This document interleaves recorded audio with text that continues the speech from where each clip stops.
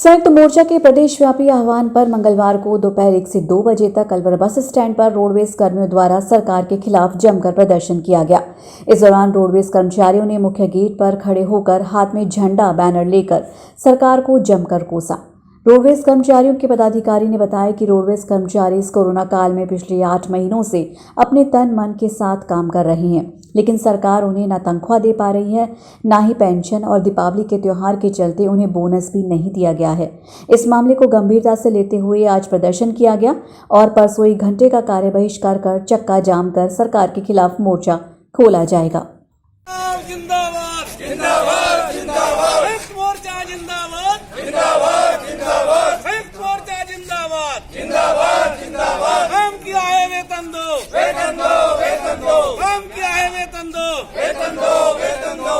समय पर भुगतान नहीं किया जा रहा है राजस्थान रोडवेज कर्मचारी। राजस्थान स्टेट रोडवेज कर्मचारी संयुक्त मोर्चा की तरफ से आज 1 दिवसीय प्रदर्शन किया गया है।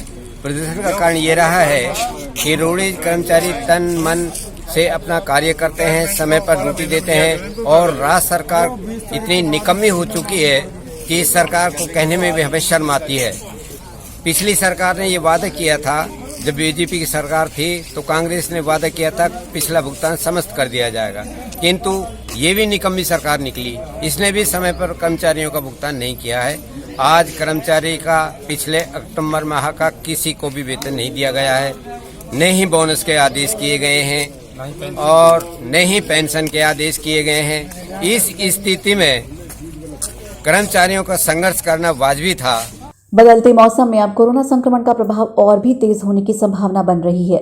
बदलते मौसम में अब तापमान धीरे धीरे नीचे की ओर आ रहा है। ऐसे में आती हुई सर्दी मौसमी बीमारियों के साथ कोरोना महामारी के दौर को और बढ़ा सकती है। सीनियर फिजिशियन डॉक्टर के शर्मा ने कहा कि इन दिनों सर्दी की आहट के साथ ही लोगों को ज्यादा सतर्क और सावधान रहने की जरूरत है।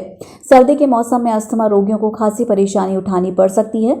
इसके लिए पूरी सतर्कता और एहतियात बरतें, तब कहीं जाकर परेशानी होने से बच पाएंगे। देखो, सर्दियों में जितने भी वायरल डिजीज होती हैं ज्यादातर सर्दियों के सीजन में ज्यादा होती हैं, ये अपन जानते हैं। सर्दियों में जो लो टेम्परेचर होता है वायरस की ग्रोथ के लिए अच्छा होता है।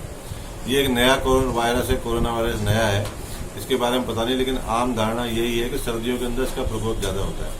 तो सर्दियों के अंदर जो बाहर त्योहार को छोड़ दें, बाकी नवम्बर दिसंबर के जो महीने हैं जो त्योहार नहीं होते हैं उसमें आप स्ट्रिक्टली अपना खान पान का ध्यान रखें। अच्छा हेल्दी फूड खाएं, गरम गरम पेय पदार्थ लें, सूप पिए, गरम गरम चाय वाय पीते रहें। गले के अंदर जो ठंड का प्रकोप के अंदर जो गले के अंदर कीटाणु है वो जल्दी प्रोपोगेट करता है, ज्यादा मल्टीप्लाई होता है। तो गरम गरम चीजों के पदार्थ से अपने इससे बच सकते हैं। बाकी जो अपनी नियमित गाइडलाइन है कि मास्क पहनना, हाथ को सैनिटाइज करना, सोशल डिस्टेंसिंग मेंटेन रखना, ये बहुत आवश्यक है। नहीं तो अगले सर्दियों के अंदर बढ़ सकता, ये प्रकोप उसका बढ़ सकता है। वैसे आपने देखा हुआ इन दिनों के अंदर अलवर शहर के अंदर डेंगू का प्रकोप बढ़ गया है। जिनके अंदर रोज 5-7 मरीज डेंगू के पॉजिटिव आ जाते हैं, हमारे जैसे के पास भी 5-7 पॉजिटिव आ जाते हैं। तो डेंगू और कोरोना मिलकर के एक प्रकार से पब्लिक हैजार्ड बनने की संभावना है। ये अपन ने सावधानी नहीं रखी, सावधानी हटी, दुर्घटना घटी। इसलिए जितनी भी गाइडलाइन का सारे मेरा आम नागरिकों से अपील है कि गाइडलाइनों की पालना करें, सोशल डिस्टेंस मेंटेन करने की कोशिश करें।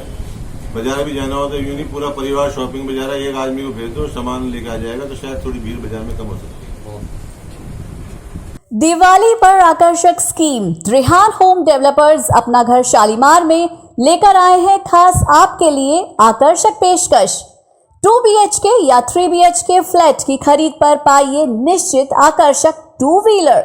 याद रहे, ये ऑफर दिवाली तक ही लागू है, तो जल्दी कीजिए, आज ही बुक कराएं अपना घर और पाएं निश्चित 2 व्हीलर इनाम।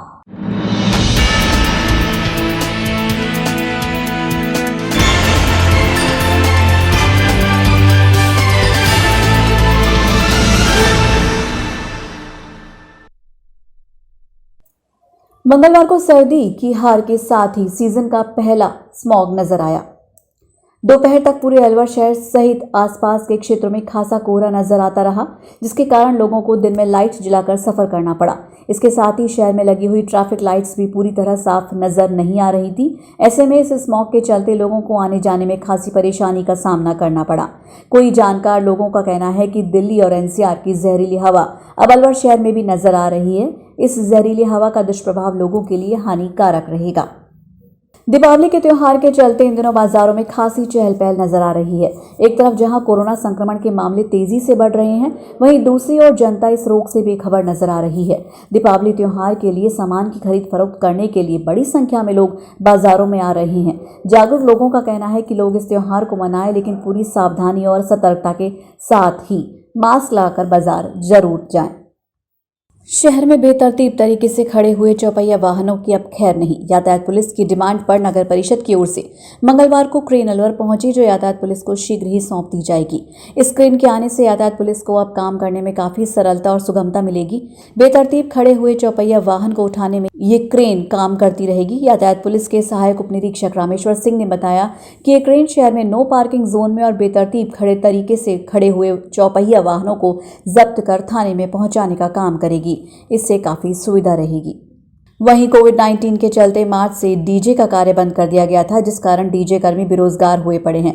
मामले को देखते हुए मंगलवार को बड़ी संख्या में डीजे संचालक जिला मुख्यालय पहुंचे, जहां उन्होंने जिलाधिकारी को ज्ञापन सौंपा। इस दौरान संचालकों ने मीडिया को बताया कि कोविड-19 के चलते अब कई जगह छूट प्रदान कर दी गई है, जिसमें सभी मैरिज होम खोल दिए गए हैं, बैंड वालों के कार्य भी प्रारंभ कर दिए गए हैं और हलवाई और अन्य कार्य भी शुरू कर दिए गए हैं। और मार्च से अब तक हम लोग बेरोजगार चले आ रहे हैं और हमें अन्य कोई कार्य नहीं है। इसलिए प्रार्थना पत्र के तथ्यों पर गौर करते हुए डीजे साउंड सिस्टम को समस्त समारोह और पार्टियों में बजाने की अनुमति प्रदान की जाए। क्या नाम है आपका? मेरा नाम उमा शंकर, पम्मी डीजे के नाम से फर्म है मेरी। अभी 7 तारीख को ये गई, 7 नवंबर को बुकिंग थी हमारी दीपक मैरिज होम में। दीपक मैरिज होम में जब बुकिंग बजाने गए तो मैरिज होम वाला बोलता है कि परमिशन दो। पार्टी से बोली परमिशन की, तो पार्टी बोली परमिशन जो नंबर देते हैं, जो शादी की जो दी थी स्लिप, उसमें उनको वही परमिशन है, लेकिन मैरिज होम वाले ने डीजे नहीं बजाने दिया। और फिर इसलिए मुझे डीजे बजाने नहीं दिया, तो डीजे वापस मुझे वहाँ से लेके आना पड़ा। हाँ, परमिशन लेने यहाँ आते हैं तो ये बोलते हैं हमारे भी हाथ में कुछ भी नहीं है। परमिशन के लिए कोई बोलो ऊपर तक आवाज़ पहुँचानी पड़ेगी सरकार तक। इसलिए हम मीडिया का सहारा ले रहे हैं, जिससे हमारे लिए कुछ प्रावधान मिले, कोई संशोधन हो इस चीज़ का। जी, क्या नाम है भाई? सर मेरा नाम इंद्रपाल सिंह नरूका।